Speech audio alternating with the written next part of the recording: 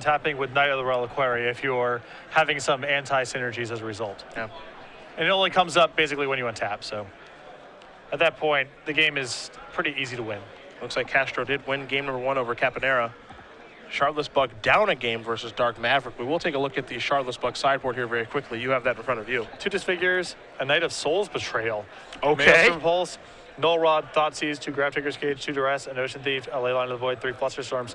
I would probably just bring in the Disfigures, the Maelstrom Pulse, and the Knight of Soul's Betrayal. Knight of Soul's Betrayal is pretty good against this deck. There's Thalia, there's Mother of Runes. Turns off the ability for Deathrite Shaman to attack, but that's not really that big of a deal. Let's see, Witness, Noble Hierarch, Scrib Ranger, Sylvan Safekeeper. Imagine a Dryad Arbor. So yeah, it's got some skills here. Haven't seen that card in a long time.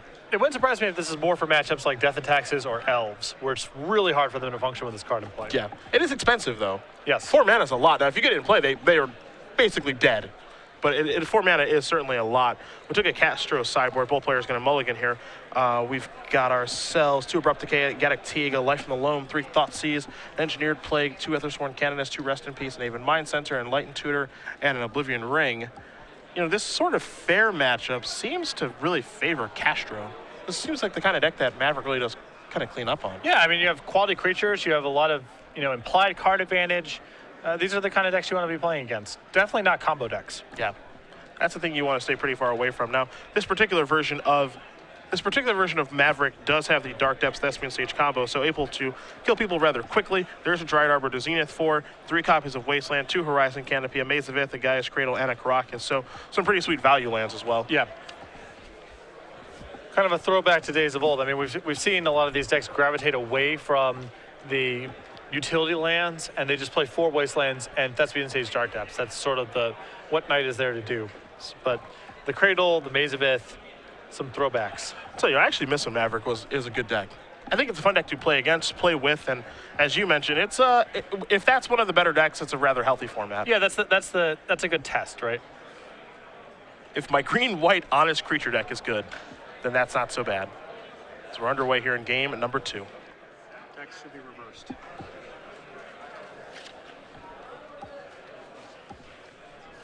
Yeah, the top, the flip the names, and the archives.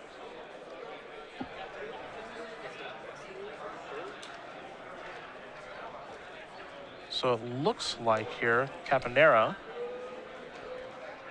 gonna search out a land.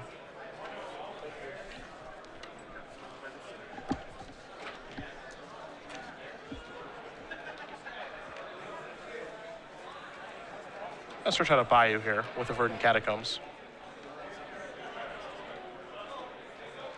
Both players again on 6 cards here. Now I'll take a draw here. Sylvan Library, not a bad turn 2. There's a Wasteland. We'll see if it's going to be Tarmogoyf for the Library. It's going to be the Library. Library, really, really good card in the fair matchups. You can easily imagine, you cast the Tarmogoyf and it just eats a Swords to Plowshare. Yeah. The Sylvan Library has the potential to do a lot more. Library has always been one of the more interesting cards to me in Legacy because the first copy is so good and the second copy is so bad. And there's some matchups where it just isn't very good. When you're under the gun, combo matchups, certain matchups like Burn. And so 1 copy in a lot of lists makes sense. Well, apparently everything is bad against Burn. So far this weekend, yes. Merit Link was pretty good against Burn. Yeah, I guess that's true. I suppose that's true. Oh, what a surprise this is. Asking for Oracle text on Sylvan Library. Yeah. Legends has a lot of doozies when it comes to poorly templated cards. Sylvan Library not well templated and has baffling functionality to boot. So I do like the 0 on Sylvan Library, : implying that you can use it a bunch. Yeah. But that's not true. Use this ability only during your draw phase and only once each turn. Ah, old cards. Yeah. My favorite. And this is the fixed template. There we go. There it is. I actually like that artwork a lot too. What do you think? Maybe a tattoo of that? It just looks like there would be just some moss on your back. I think the subtleties of the piece may be lost in tattoo form. All right, man, I'll try something else. Yeah. Try something else. I wonder what the worst Magic tattoo would be. Now that's a game worth playing. I mean, you can probably go into the unglued, unhinged sets and find some real doozies, I would guess.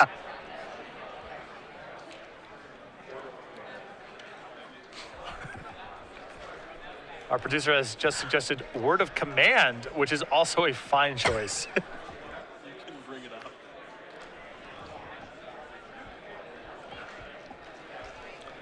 Time to go get the old planes out of the deck. And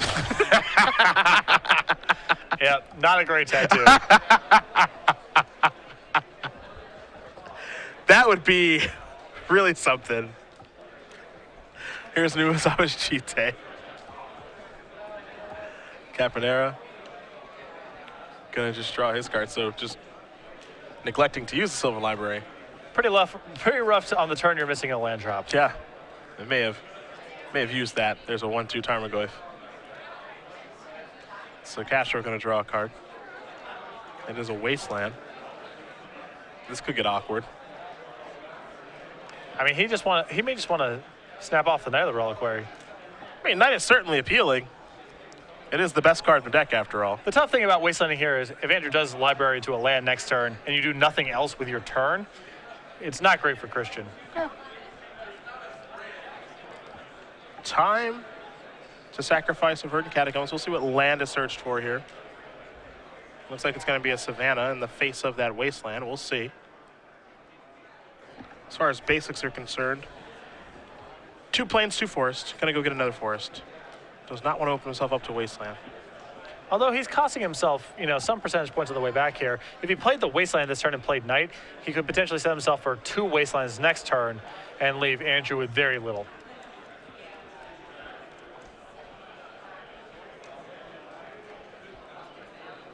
Got to play the Knight. Knight's just too good. Caponera does have a copy of Toxic Deluge in hand. That's going to kill his Goyf at this point. Yeah. That card's just pretty scary.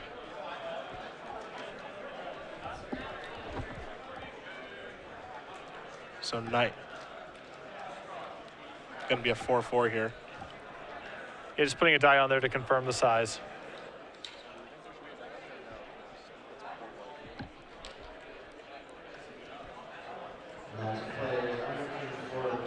I agree with whatever.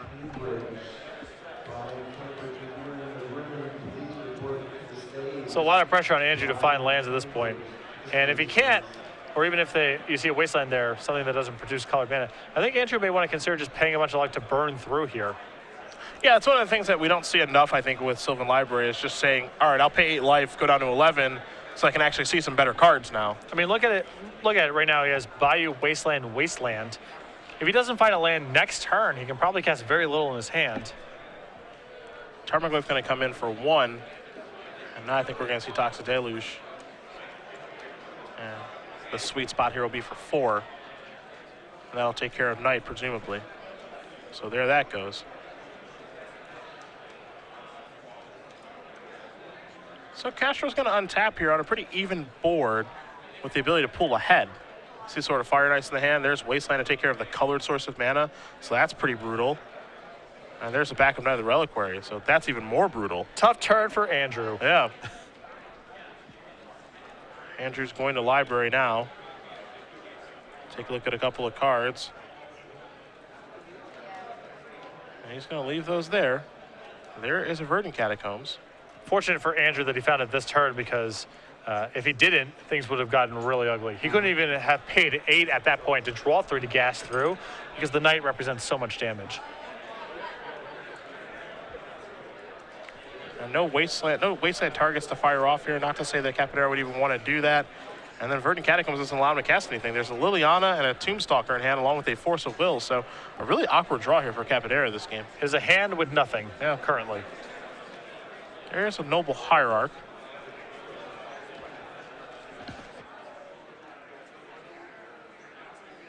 And now it's time to equip Numazawa's Chite. On that 5/5 Knight, it's going to be a 6/6 attacker. Caponera's going to go down to 9. And then we're going to trigger ourselves Numazawa's Chite.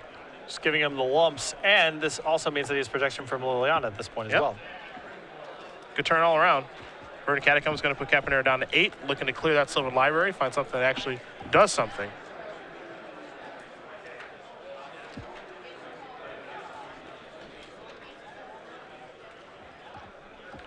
going to search up the old Underground Sea. Caponera's going to have to find some real help with this library, not only this turn, but for consecutive turns.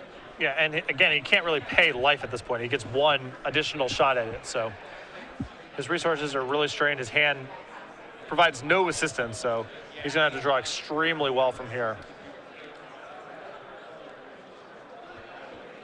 Time to look with the library.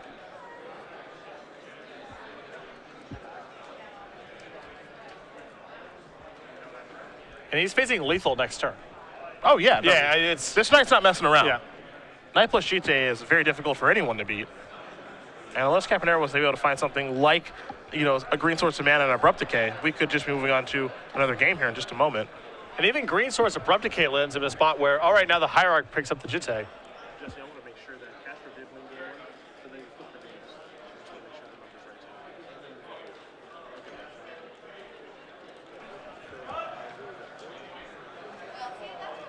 So it looks like Caponera did pay 4 life. And it looks like he wants to wasteland, but obviously there's nothing to wasteland out there. That's to pass the turn back. You have to imagine, yeah, and you see the abrupt decay. That's exactly what's happening here.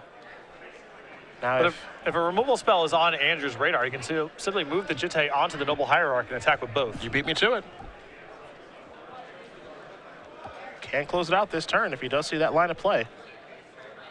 There's really not too much else to play around either. So there's some tapping of mana.